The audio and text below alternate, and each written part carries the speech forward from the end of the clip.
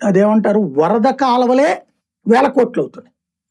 మళ్ళీ నీళ్లు అవి వాగుల నుంచి వచ్చే నీళ్ళని వరద నీళ్ళని తీసుకెళ్లి పారబోయడానికి ఒక కాలువలు, మళ్ళీ దాని చుట్టూ డెవలప్మెంట్ ప్లాన్, దానికి అంతా పెడతావు నువ్వు బానే ఉంది.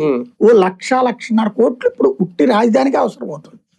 అవసరం అవుతుంటే మళ్ళీ నేను కొన్ని ఎక్స్పాన్షన్ లో విజయవాడ గుంటూరు కలుపుతారు అనుకున్నాం, అది మంచి పద్ధతి, సెకండ్ ఫేజ్ లో కలుపుతారు అనుకున్నాం. అప్పుడు ఇంకెక్కడేం కడతావు నువ్వు? ఇంకోటి సెక్రటేరియట్ నుంచి అన్ని అక్కడే కట్టేశాక ఇంకెక్కడేం కడతావు? ఇప్పుడు వాస్తవంగా క్రిందటిసారి అయితే నిజమైనటువంటి అమరావతి ఉంది, నోటితో చెప్పి విజయవాడలో కొన్ని కార్యాలయాలు ఉన్నాయి, గుంటూరులో కొన్ని కార్యాలయాలు. రాష్ట్ర ప్రభుత్వ శాఖలు, స్త్రీ శిశు సంక్షేమ శాఖ ఒక చోట ఉంది, విద్యాశాఖ ఒక చోట ఉంది, ఒక్కో చోట ఒకటి పెట్టారు. గుంటూరులో కొన్ని కార్యాలయాలు పెట్టారు, విజయవాడలో కొన్ని కార్యాలయాలు పెట్టారు. కాగ్ కార్యాలయం అక్కడ పెట్టుకొచ్చారు, రిజర్వ్ బ్యాంక్ వాళ్ళకి సంబంధించింది అక్కడ పెట్టుకొచ్చారు విజయవాడలో. గుంటూరులో పారిశ్రామిక శాఖ సంథింగ్ ఉంది, ఆ తర్వాత పెట్టుబడుల శాఖ ఉంది, అట్లా బోల్డ్ ఉన్నాయి. అప్పుడు అది మొత్తం రాజధాని అంటే ఒక అర్థం ఉంది.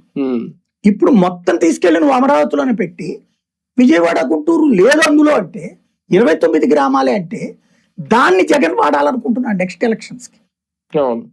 ఎందుకని నువ్వు రాష్ట్ర ప్రజలందరూ సొమ్ము తెచ్చి ఒక ఊరిని తయారు చేయడానికి ఎట్లా పెడతావని కదా ఇక్కడ. అదేమంటే ఇది భవిష్యత్తులో సంపద సృష్టిస్తుంది.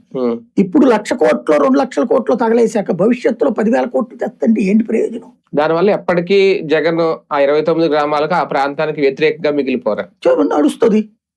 ఇప్పుడు చంద్రబాబు నాయుడు కడపళ్ళకి వ్యతిరేక ఇది వరకు, ఇప్పుడు అదే కడపళ్ళు మన ఓట్లే లేదా?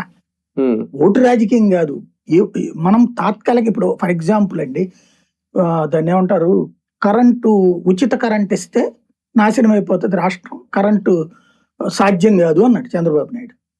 రాజశేఖర రెడ్డి వచ్చి ఇచ్చాడు.